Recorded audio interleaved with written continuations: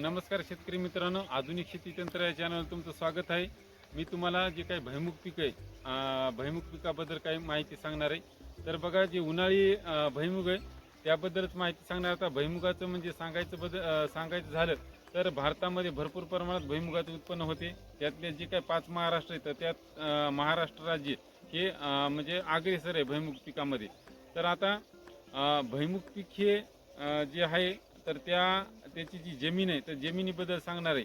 आता जमीन जी पाहिजे ह्याला भुईमुगाला, तर ती कशी म्हणजे भुसभुशीत अशा स्वरूपाची, तसंच जास्तीत जास्त म्हणजे कार्बनाचं प्रमाण असलेली एक लागते. आणि त्याच्यामध्ये बी जी काही पाण्याचा निचरा होणारी अशा प्रकारची जमीन जर असली तर निश्चितच याचा आपल्या भुईमुग पिकाला फायदा होईल. तर अशा प्रकारची जमीन निवडायची की जी की जास्त म्हणजे निचरा होणारी असावी आणि ज्यामध्ये सेंद्रिय पदार्थ जास्त असावेत. त्याच्यानंतर आता वाण.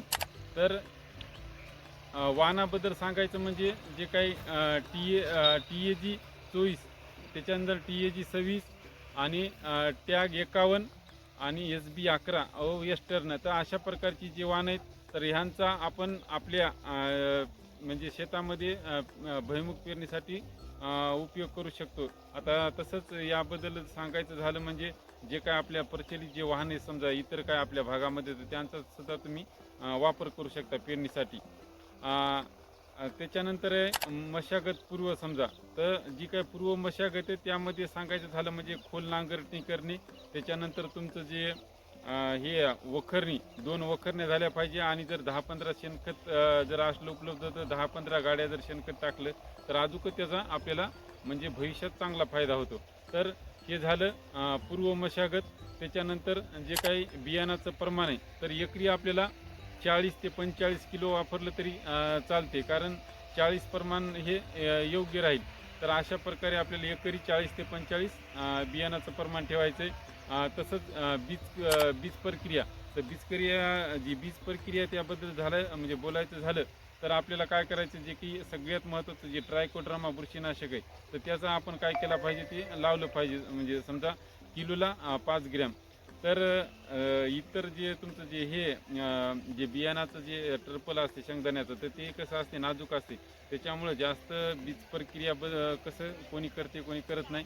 पण एक हलक्या स्वरूपाची बीज प्रक्रिया केली तर ती चांगली राहील. त्याच्यानंतर एक खत व्यवस्थापन.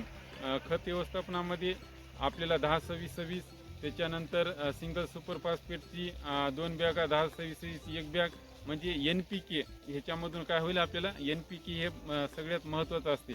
आणि त्याच्यानंतर तुमचं जे सल्फर आहे आणि कॅल्शियम. तर कॅल्शियम काय करते, जे तुमचे जे शेंगा आहेत ते शेंगाला भरून याचं काम करते. काय फुसक्या शेंगा राहतात तर त्या शेंगा फुसक्या राहत नाही. तर 1-2 काय शेंगा 3-3 सोल्याच्या असतात, तर तसा प्रकार होत नाही कॅल्शियममुळे.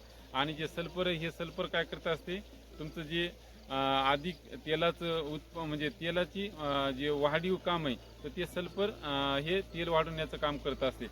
आणि त्याच्यासाठी आपल्याला जिप्सम 75 kg एकरी वापरायचं आहे.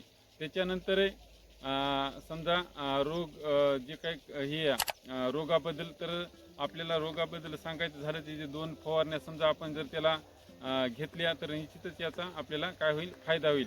म्हणजे त्याच्यामध्ये अळीचं आलं, बुरशीनाशक आलं, किंवा जे तुमचे मावा तुडतुडी येतं तर त्याबद्दल, किंवा त्याच्यामध्ये बी समजा फुटव्यासाठी जर चांगलं एखादं घेतलं औषध तर ते पण चांगलं आहे. तर हे झालं समजा रोगाबद्दल माहिती.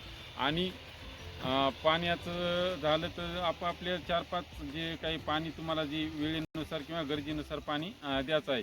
आणि काढणीच्या वेळेस आपल्याला काय करायचे, ज्यावेळेस जवळपास 90-95% आपला भुईमुग समजा निब्बर झाला तर त्यावेळेस काय करायचं की एक अगोदर समजा 10-12 तास पाणी स्प्रिंकलरनं दिलं तर काय होईल की जे काही जमिनीमध्ये खुडून राहतात शेंगा बघा तशा राहणार नाहीत आणि भुसभुस होईल थोडं रान.